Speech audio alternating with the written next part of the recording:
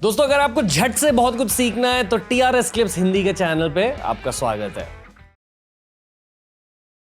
Human nature बहुत complex है। जैसे हमने लास्ट टाइम डिस्कस किया था, हमारा एक प्रिमिटिव ब्रेन होता है, रेप्टिलियन ब्रेन होता है, जो हमारे इम्पल्सेस और डिज़ायर्स को और बायोलॉजी को कंट्रोल करता है।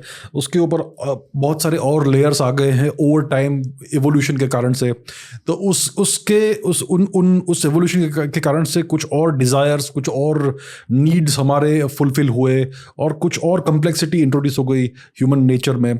तो human nature at the basic बहुत प्रिमिटिव है, लेकिन हम काफ़ी सोफिस्टिकेटेड हो गए हैं ओवर टाइम। सो या इट्स अ कम्प्लेक्स थिंग। बहुत सारा इंटरप्ले होता है अलग अलग चीज़ों का, conflicting desires, conflicting needs, conflicting wants and wishes. I think overall human nature का क्या है कि we want pleasure.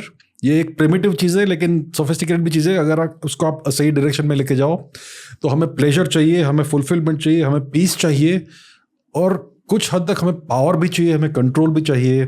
So it's बहुत कॉम्प्लिकेटेड चीज़ें, और इन चीज़ों के इंटरप्ले से पूरा ह्यूमन हिस्ट्री बना है। क्योंकि कुछ लोग जो पावरफुल बन जाते हैं, उनका जो वांट्स है, नीड्स है, डिज़ायर्स है, वो एम्पलीफाई हो जाता है and they can actually make a difference.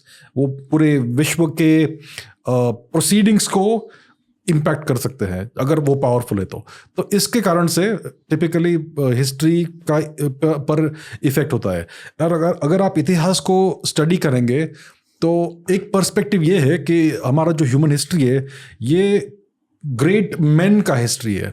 So one great man, एक महान व्यक्ति आता है और कुछ करता है, उससे पूरे इतिहास का जो डायरेक्शन है वो चेंज होता है।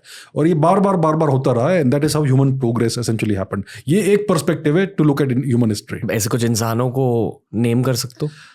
श्री राम, श्री कृष्ण, नबूखुद्राचर जो बेबीलोन के थे, Cyrus the great, Darius the great, Alexander the Greek, Genghis Khan, Chhatrapati Shivaji Maharaj, Netaji Subhash Chandra Bose, mister Gandhi, mister Nehru and so on. ऐसे बहुत सारे एग्जांपल्स हैं। जोसेफ स्टालिन है, माओ त्से-तुंग है, US के कई प्रेसिडेंट्स हैं जिन्होंने बहुत बड़े बड़े योगदान दिए to change human history.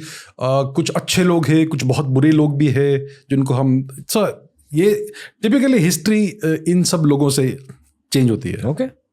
Ancient times में जाकर हम नेम करते हैं, कुछ बुरे लोगों को नेम करो, एंशिएंट टाइम्स के बुरे लोगों को। एंशिएंट टाइम्स के बुरे लोग, एक तो मुझे याद आता है तिमुर द लेम, तिमुर लंग जिसे कहते हैं। उसने बहुत बड़े बड़े नरसंहार किए, मैसेकर्स किए, और उसका मोटिवेटिंग फैक्टर था रिलीजन एंड कंक्वेस्ट। उसका दैट वाज हिज मोरालिटी। हर एक कॉन्करर का कुछ ना कुछ मोटिवेशन होता है कि मैं ये सब क्यों कर रहा हूँ। For example Chingis Khan retaliation में फाइट करता था, लेकिन उसने बहुत बड़े बड़े रिटालिएशन किए। रिटालिएशन में फाइट मतलब उसने कभी किसी युद्ध का, किसी वॉर का, किसी मिलिट्री कैंपेन का उसने इनिशिएशन नहीं किया। उसने एज अ रिस्पॉन्स वॉर किया। मतलब किसी ने उसको उंगली करी, किसी ने उंगली की, उसने रिस्पॉन्ड किया। हाँ, फॉर एग्जांपल जब उसने मंगोलिया को यूनिफाई किया चिंगिस खान ने, उसके बाद वो आजू बाजू के राष्ट्रों से या फिर एम्पायर से ट्रेड करना चाहता था। तो उसने एक ट्रेड डेलीगेशन भेजा सेंट्रल एशिया में, ख्वाराज़्म एम्पायर में। वो एक टर्किक एम्पायर था, तो तुर्कों वाला एम्पायर था जो ईरान पर और सेंट्रल एशिया पर राज करता था। तो चिंगिस खान ने एक बड़ा एम्बेसी भेजा, बहुत सारे मर्चेंट्स भेजे और उसमें कुछ एम्बेसडर्स भी थे टू द शाह ऑफ ख्वाराज़्म। तो शाह ने बोला कि ये कौन लोग है भाई, ये कौन है, मंगोल, मार दो सबको। और सब कुछ उनको मार दिया एम्बेसडर्स को, और सारा सामान जो था वो ले लिया। तो चिंगिस खान ने फिर से 3 एम्बेसडर्स भेजे कि भाई आप जिसने भी ये किया वो हमारे हवाले कर दो, and we will go back to normal. तो उनमें से एक को मार दिया और दूसरे लोग को शेव कर दिया एज अ ह्यूमिलिएशन। फिर चिंगिस खान ने कहा कि भाई मैंने आपको 2 अपॉर्चुनिटीज़ दी है, आपने फिर भी ये किया, अब now we have to go to war. फिर उसने तो रिटालिएशन में उसने ख्वाराज़्म पर इन्वेजन किया और पूरा साफ कर दिया ख्वाराज़्म को। एंड वाइल कमिंग बैक, जो जलालुद्दीन था, जो शाह ऑफ ख्वाराज़्म का जो पुत्र था जलालुद्दीन, वो आते आते भारत में आ गया। तो चिंगिस खान उसका पीछा पर करते करते भारत तक पहुंच गया था, और सिंधु नदी के वेस्टर्न क्या बोलते हैं शोर पर वो खड़ा था, और जलालुद्दीन का पूरा उसने आर्मी डिस्ट्रॉय कर दिया। जलालुद्दीन ने छलांग मार के सिंधु नदी में वो जा गिरा, उसने क्रॉस कर दिया and he went into India. और वहाँ से चिंगिस खान ने बोला अब मुझे और आगे जाने की ज़रूरत नहीं है। तो उसके पास बहुत बड़ा अपॉर्चुनिटी था टू इन्वेड इंडिया, जो उस समय पूरे विश्व का एटलीस्ट 1/3 GDP इंडिया में था. इंडिया वॉज फैबुलसली रिच, बहुत ही, भारत को बोलते हैं ना सोने की चिड़िया थी. उस समय भारत तुर्कों के राज के नीचे दबा हुआ था. उस समय जो दिल्ली सल्तनत का जो एम्परर था, किंग था, उसका नाम था इल्तुतमिश, अल्तमश उसे जैसे उर्दू में कहते हैं. तो अल्तमश ने बहुत वाइजली कोई एक्शन नहीं लिया, डिस्पाइट चिंगिस खान भारत में आ चुका था. और फिर चिंगिस खान ने डिसाइड किया कि मैं भारत में इन्वेजन नहीं करूंगा. उसके पास पूरा अपॉर्चुनिटी था, पूरा मैन पावर था, सब कुछ था, लेकिन वो वापस चला गया मंगोलिया, क्योंकि उसको वहाँ पर भी कुछ काम था. वहाँ पर एक और उसने जो चाइना में कैंपेन किया था उसमें वापस बगावत हो गई थी. So he had to go there, but उसके पास बहुत बड़ा अपॉर्चुनिटी था टू कॉन्कर इंडिया, उसने वो छोड़ दिया. सो मोटिवेशन की बात है, what was his motivating factor. वो वॉर क्यों करता था, वो युद्ध क्यों करता था? नॉट फॉर प्लंडर, वो पैसे के पीछे नहीं था, वो टेरिटरी के पीछे नहीं था, वो पावर के पीछे नहीं था, वो जस्टिस के पीछे था. किसी ने उसको इनजस्टिस किया है तो उसको वो न्याय देना चाहता था. So that was his motivating factor हमेशा. चिंगिस खान का ये पैटर्न है, बदला लेना था उसको. ओके, या इतने ज्यादा युद्ध जीते कैसे? Very good question. Strategy and tactics. अच्छा ठीक है, स्ट्रैटेजी तो उसका है कि भाई मुझे यहाँ जाना है और मैं इस तरह मैं तिब्बत के थ्रू जाऊँगा, काराखिताई के रीजन से जाऊँगा, और मैं ये सब अलग अलग टैक्टिक्स का उपयोग करूँगा. चिंगिस खान, देखिए अगर आप सेकेंड वर्ल्ड वॉर की बात करते हैं तो उसमें एक नया स्ट्रैटेजी बहुत फेमस हो गया, जो जर्मन स्ट्रैटेजी था, नाज़ी स्ट्रैटेजी, जिसको कहते हैं ब्लिट्जक्रीग, लाइटनिंग वॉरफेयर. ब्लिट्जक्रीग में क्या होता है कि आप अपना सारा जो एनर्जी है उसको एक पॉइंट पर फोकस करोगे, लाइक अ लेजर बीम, और you will punch a hole through the enemy defence, और वहां से आप चले जाओगे. आप बाकी एनिमी जो पूरा लाइन है उसको छोड़ दोगे, डजंट मैटर, आप घुस जाओ अंदर एंड इतना फास्ट चलो कि सब पीछे रह जाए. नेपोलियन भी कुछ ऐसा करते थे. उनका ये कहावत था, वितेस तुजुक वितेस, मीन्स ऑलवेज स्पीड. तो सिमिलरली नाज़ी स्ट्रैटेजी, ब्लिट्जक्रीग स्ट्रैटेजी जो था वो ये था कि focus all your energy in one point, उसमें उसको तोड़ दो, फिर घुस जाओ और बहुत स्पीड से आगे जाओ. So that is the blitzkrieg strategy. ये इसका ओरिजिन चिंगिस खान के है. Blitzkrieg is nothing but a continuation और revival of Mongol cavalry tactics. तो मंगोल टैक्टिक्स क्या थे?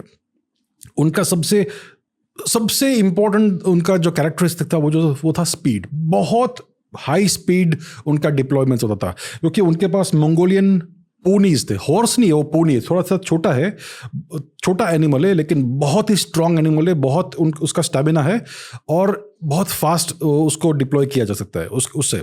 आज भी अगर आप मंगोलिया में जाओगे तो बहुत सारे हॉर्स हर्डर्स होते हैं. यस, यानी कि घोड़ों का ख्याल रखते हैं, घोड़ों को खाते भी है. हाँ, मतलब घोड़े उनके लाइफ के एक बहुत सेंट्रल पार्ट होते हैं. हॉर्स एंड शीप, दो चीजें. ओके. और जो मंगोलियन पोनी है उसका एक बहुत क्लोज रिलेटिव है भारत में, मणिपुरी पोनी, वो भी ऐसा दिखता है.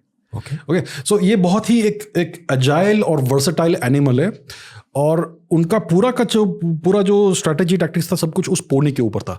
तो they used to come very fast, बहुत हाई स्पीड से वो आते थे और गेरिल्ला टैक्टिक्स को यूज करते थे. उनका आर्चरी बहुत शानदार था. हर एक मंगोलियन सोल्जर एक अच्छा आर्चर था, अच्छा नहीं, एक्सेप्शनल आर्चर था. बहुत हाई रेट ऑफ शूटिंग था उनका बाव, कंपोजिट बाव था, डबल कर्व्ड बाव था, डबल कर्व्ड था most likely, I don't, doesn't matter. वो कंपोजिट बाव था, उसमें वुड होता है, उसमें बोन होता है, उसमें एनिमल सिन्यू भी होता है, उसमें ग्लू भी होता है. सो एंड उसका शूटिंग स्ट्रेंथ बहुत अच्छा था. सो दैट इज द थिंग. और वो भी उनका फिलॉसफी था कि warfare is about deployment of energy again and momentum. तो अगर आप ऊपर से वॉर को देख रहे हो, ऊपर से बैटल को देख रहे हो, लेट्स से 1 किलोमीटर से, तो आपको वेव दिखेंगे, ये एक वेव से पूरा आर्मी आ रहा है. सो द वेव, और वो अलग अलग डिप्लॉय फॉर्मेशंस में आते थे, जैसे कि पिंसर मूवमेंट करेंगे, एक सी शेप में आएंगे, तो उससे एनिमी को आप दो साइड से एनवेलप कर सकते हो और फिर उसको सराउंड करके डिस्ट्रॉय कर सकते हो. So you don't need too many soldiers. आपके पास कम सोल्जर्स भी है, लेकिन उसका रेट ऑफ फायर अच्छा है. मतलब एवरी मिनट में आप अगर 6-7 बाण छोड़ सकते हो तो you can really decimate the enemy. Speed, high rate of fire and iron discipline. मतलब आपको जो फॉर्मेशन कहा है वही आप करोगे. सो ये उनका पूरा जो लाइफ स्टाइल था, it was about training every day, practice, training, all the deployments, all the formations, ये हमेशा पूरे ऑल ईयर राउंड ये लोग ये करते रहते थे।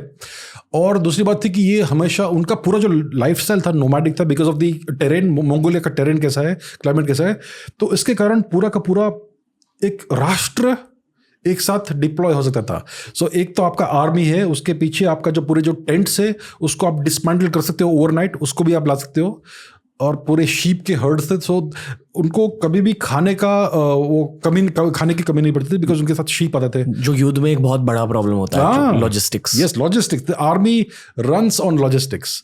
और हम मूवीज देखते हैं उसमें हम लॉजिस्टिक्स देख नहीं पाते, हमें लॉजिस्टिक्स दिखता नहीं है, लेकिन लॉजिस्टिक्स और लॉजिस्टिकल सपोर्ट के बिना आर्मी एक दिन भी नहीं चल सकता। You need supply chains. दोस्तों अगर ये वीडियो अच्छा लगा तो डेफिनेटली हमारी प्लेलिस्ट देख लीजिए, ऐसे ही वीडियोस आपको वहां भी मिलेंगे, और डेफिनेटली TRS क्लिप्स हिंदी को सब्सक्राइब कीजिए।